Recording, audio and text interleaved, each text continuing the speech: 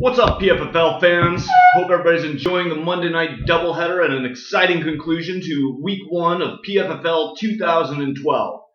We've had an exciting week of action, and as we wrap up here, we'll have standings updated later this evening. We'll have updates all week long on the action from Week 1, and we'll preview Week 2. And so stay tuned on the PFFL channel here on YouTube and on our site for all the news and updates around the PFFL.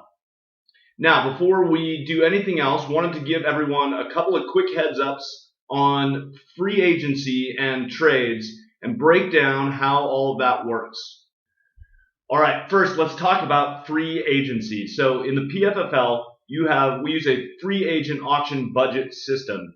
So everyone's got $200 in free agent auction budget money to budget for the entire 16 weeks to pick up any players off of the waiver wires. Now, here's how this works.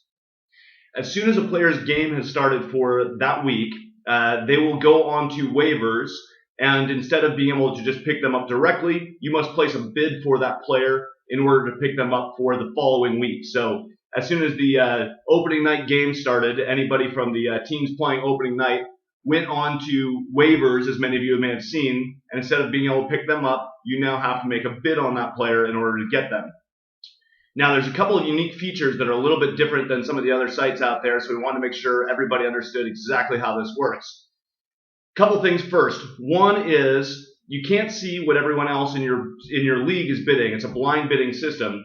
But what we do is provide an average bid from all the bids around the PFFL so you can get a sense of what each player is going for at the current moment. Now, again, those are going to update as new bids come in. So after you make your bid, you might want to come back to the PFFL site and check out to see if your bid still looks like it's going to hold up or not, and update your bid as you need to.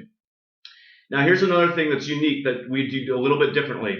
The winning bid for each player each week is going to be based on the $1 higher than the next highest bid. So, for instance, if I bid $50 on Kevin Ogletree and the next highest bid in my league was $1, I would win the bid with $2 for Kevin Ogletree. So you don't pay the $50, you only pay $1 higher than the next highest bid. Since it's a blind bidding system, we don't want to overcharge you if nobody else is bidding on that player.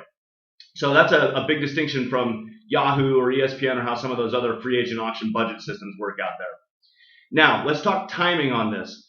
The free agent auction budget cutoff time each week is at 3 p.m. Pacific time, 6 p.m. Eastern time on Wednesdays. So that means you've got from the end of Monday night until Wednesday afternoon to put your bids in for each player. So at Wednesday at 3 p.m. Pacific, 6 p.m.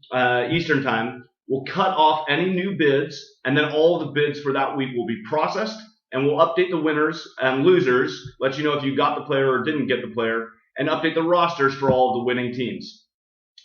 Now, as soon as the free agent period is over and the bids have all been processed, any player who was not picked up or was not bid on in your league will immediately become a free agent. So you can go start picking up players for free as soon as the free agent auction budget period is over each week. Also, note that you can, as soon as a player is dropped, he can be picked up immediately as well. So there's no waiver period for any dropped players. So what that means is as soon as that free agent auction budget period is over each week, 3 p.m. Pacific, 6 p.m. Eastern, it's time to head over to the site and start picking up players right away. Any of the dropped players are going to be available. Anybody who wasn't bid on will be available as well. All right, that pretty much covers everything about the free agent auction budget system at the PFFL. So if you have any questions, you can use the contact link and let us know, or post them to Facebook and we'll answer them for everybody, or post them to the Smack Tracker and your questions will be answered there. All right, next, let's talk about trades. There are a couple things to know about how trades work in the PFFL. First of all, every single trade in the PFFL is subject to commissioner review. So that's this guy. As soon as you propose a trade to another team, we will get CC'd on the email that goes out to the person who the trade is proposed to. So if we see anything that smells fishy, we're going to kill it right away. We'll reject the trade. But otherwise, any trade needs to be approved by the commissioner. So there's a couple things to consider here in terms of timing. One, There's no trade deadline in the PFFL. Since everything is going to go through the commissioner's approval, we can go all the way through week 16. Trades will be allowed all season long. No trade deadline in the PFFL. However, what we also need is a 24-hour review period for any trade. So in terms of timing, here's how it works. When you propose a trade, it has to be at least 24 hours before any of the players involved in the trade are going to have their game. And it must be accepted 24 hours prior to any player involved in the trade having their game happen for that week. This allows for the commissioner to review every single trade and make sure that we have a chance to review it and approve it or reject it before any of the games start.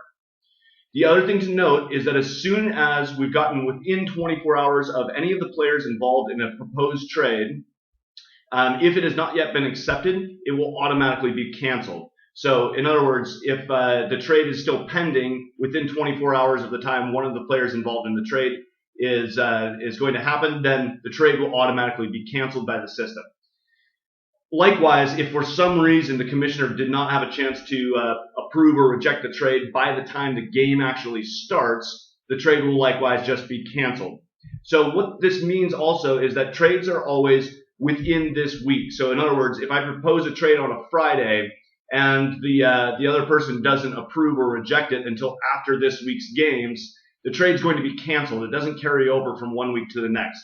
So when the trading period will begin each week as soon as the Monday night games are over, and then you can immediately start proposing trades, but you've got to get your trades put in that week before 24 hours before any of the players involved are having their game.